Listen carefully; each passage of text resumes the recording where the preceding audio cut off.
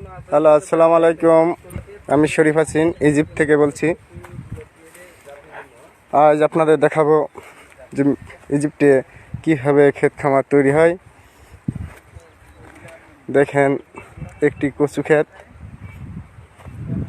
অনেক দূর থেকে আসছি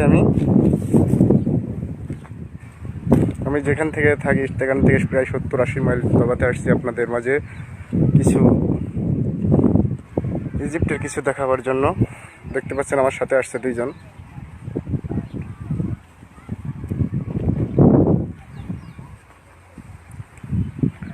আপনারা দেখতে পাচ্ছেন ইজিপ্ট মিশর।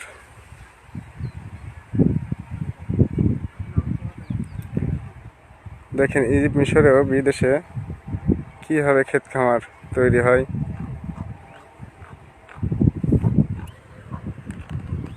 আপনাদের জন্য দেখাচ্ছি। দেখেন দুইজন কিভাবে আছে বসে। ওরা দুজন বাঙালি, দেখতে পাচ্ছেন।